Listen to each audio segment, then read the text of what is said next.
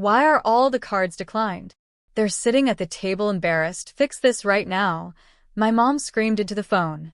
Her voice was shaking, like her world had just cracked open. My name is Lauren Avery. I'm 31. And if you think you know how this ends, stay tuned. Because sometimes silence is the most expensive answer in the world. I was sitting in the departures lounge at JFK, sipping a cold iced latte, watching morning flights take off through the glass, when her calls started flooding in. 36 missed calls in 7 minutes. 2 hours earlier, she stood in the kitchen, arms crossed, telling me like a dictator assigning a chore. For your sister's birthday, 75 guests are coming. They'll stay here a whole month. You'll cook, clean, and host. You're the single one. Be useful. She didn't even ask, she decided. She never asked. My sister smirked while applying lip gloss and said, "Just don't act weird in front of my in-laws this time." Then she laughed at her own joke, like humiliating me was entertainment. Breakfast tasted like chalk in my mouth. So, I didn't fight. I didn't argue. I didn't cry. I just finished my toast, closed my laptop, zipped my suitcase, and walked out. Nobody even noticed the click of the door behind me. They genuinely believed I was their unpaid event staff again. They forgot one tiny detail. This house, the one they were about to host 75 people in, is under my name. Utilities? My autopay. Grocery account? My card. Restaurant reservation deposit? My card. They never imagined I would stop paying. But today I did. And when Mom whispered, "Lauren, where are you?" I smiled because this time the consequences were not mine. Mom's voice fractured through the speaker. "Lauren, they're looking at me. The manager is standing right here. He's saying the bill is overdue.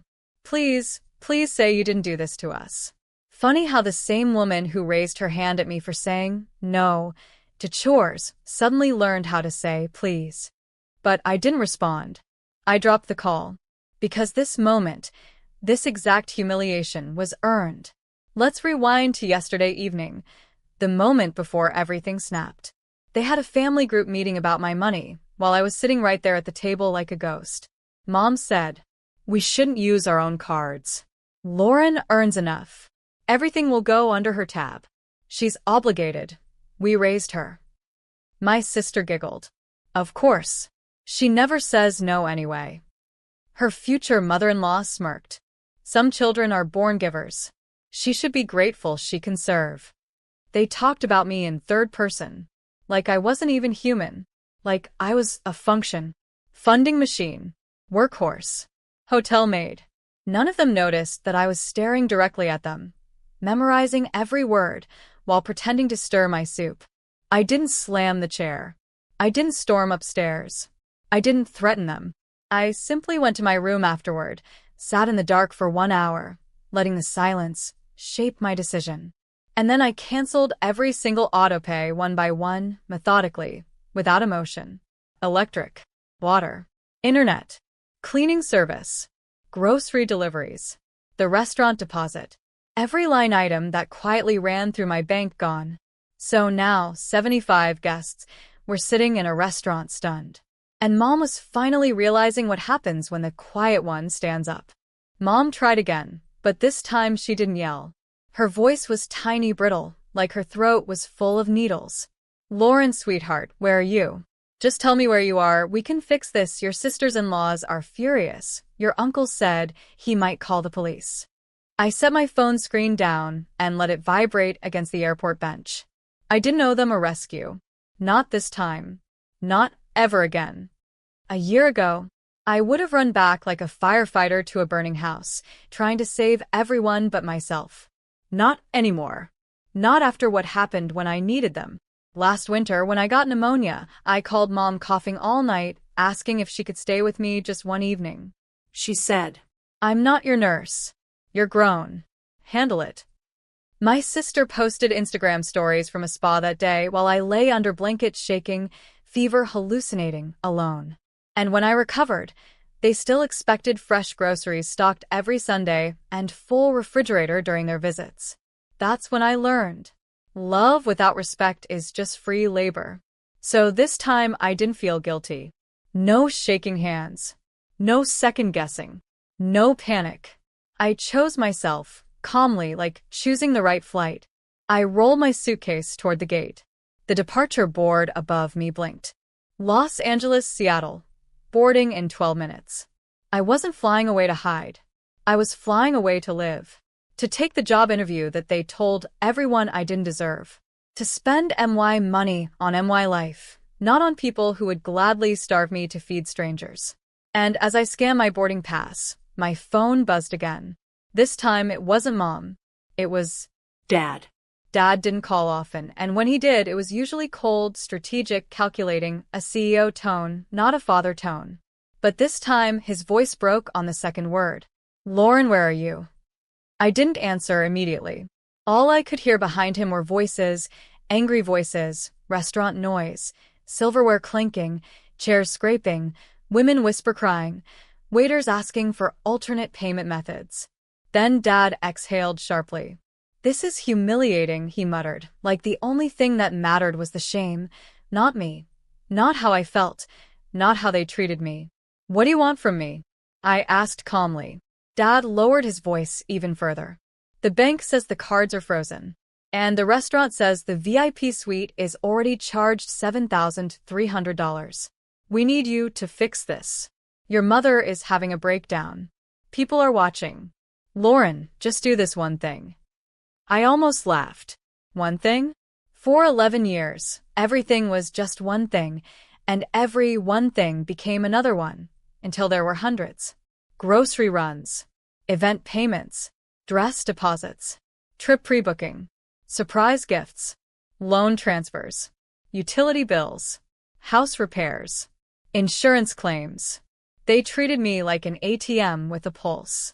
I looked out at the runway, planes lining up, the vibration of engines rumbling through the glass, and I realized something. I wasn't running away. I was running forward. No, I said. Dad went silent. I repeated it, calm, steady, like truth from bone. No. I'm not rescuing you. Not anymore. I heard him inhale, shaky, stunned, like someone punched all the air out of him. This isn't how family works, he whispered. I finally smiled, small, but real. It is when family actually acts like family. Dad didn't respond, but I heard Mom in the background, a choked gasp, like she finally understood the math. The ATM was gone. I boarded, first class, sat down, buckled in, the overhead lights dimmed. The flight attendant offered sparkling water. I nodded, took a slow sip, and finally, my phone stopped vibrating. Airplane mode. Silence. Peace. For the first time in years, the world wasn't clawing at me through a notification. When we landed in Miami, I turned my phone back on and it was like a bomb detonated. 162 missed calls. 41 voicemails. 83 text messages. All the same theme. Come back. Fix this. Your mother is humiliated. People are asking questions. Then one message from my sister. You just love ruining other people's special days. Pathetic. Funny thing? I didn't ruin anything. I simply stopped funding dysfunction. Big difference. I dragged my suitcase across the marble hotel lobby floor, checked into my room. Ocean view. Blue water. Gold sun. White sheets. Luxury. Peace. Breath. I sent one message to the family group chat, and I composed every word slowly with intention. Hi. I didn't block the cards, the bank did. They flagged the accounts because all transactions for the last 6 months came from MY salary. They froze it until the rightful owner, me, confirms future permissions. I left because I am done being the only adult in this family. Then, after a pause, the guests can pay their own bills. I am not responsible for strangers you want to impress. I hit send. Seconds later, 3 dots appeared. Typing. Then typing disappeared. Then typing again. Then nothing. No insults. No yelling. No demands. Just silence. The type of silence that only happens when people finally realize the golden tap is permanently shut. The restaurant manager called me next, not them. he said, politely, carefully, like he was trying to avoid landmines. Ma'am, your mother tried to open a tab in your name. But when we asked for ID, she claimed she forgot her bag in the car. Then her friends tried. It's messy here. I walked onto the hotel balcony. Salty ocean air, warm breeze, and I smiled the calmest smile of my life. Because now this wasn't just family humiliation. This was public humiliation. And not by my hands, by theirs. 5 minutes later, my sister messaged privately. Please don't do this. Mom is literally crying in front of people. They're whispering. Everyone is watching. Oh, look. Now, suddenly, embarrassment matters. When it was my embarrassment. When they mocked me in front of cousins. When they called me extra and said, you just seek attention? They loved it. They lived off the punchline of my humiliation. But today, they were the punchline. I replied with one sentence. Factual, not emotional. The bank froze the cards because they flagged suspicious financial exploitation. Not dramatic.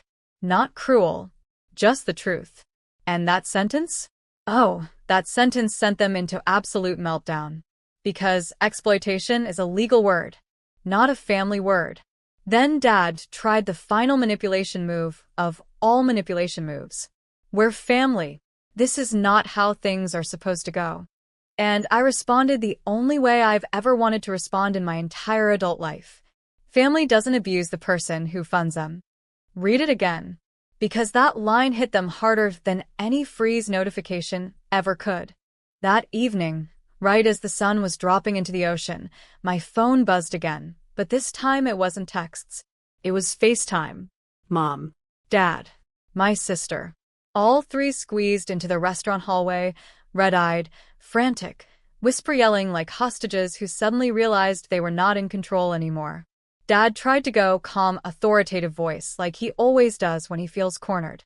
Sweetheart, listen. This is getting out of hand. The manager is saying they need a credit card or everyone needs to leave. They're threatening to call police. I sipped my iced lemonade and didn't say a word. Mom leaned in, mascara smeared. Just one card. Just one transaction. Don't embarrass the family. Please. She finally said the real word. Embarrass. I tilted the phone slightly so they could see the hotel view behind me, the infinity pool, the ocean, the nightlights, the life I built without them. Then I said my calmest sentence of the entire story. You were the ones who told me last month that I only exist to serve the family. I took you literally. Since I don't serve anymore, you don't get to spend anymore. They panicked. My sister slammed her hand against the wall off-screen. You're doing this out of revenge. No. No. This wasn't revenge. This was boundaries. This was accountability, something they've never experienced in their entire lives. Mom broke. Full sobs. The camera tilted downward, and she slid down the wall, crying into her hands, exactly like the first phone call hours earlier. The manager appeared behind them, politely, professionally, and said, Ma'am, we need everyone to settle the bill or vacate the premises. They looked at me again, desperate. I ended the call. The next morning, sunlight came through my suite windows like a completely new chapter of my life had arrived. I ordered room service breakfast, opened my laptop, and finished the final transfer signatures for the scholarship initiative I chose to fund this year. Girls who actually needed support, not full-grown adults who weaponized entitlement as a personality trait. While I typed, my phone buzzed again, but this time, not from my family.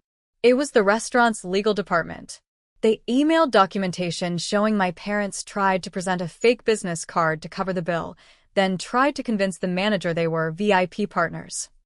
The restaurant rejected them and filed a fraud complaint. They CC'd me because the cards, the ones they used to leech from, were once tied to my corporate account. But now? Everything had been rerouted, legally sealed, layered with compliance protocols, zero liability attached to me. I replied professionally, confirming they had no authorization and that the family was not connected to my company in any capacity. 2 hours later, Mom texted again. Just 4 words. We need help. Please. I looked at that message for a long moment. No rage.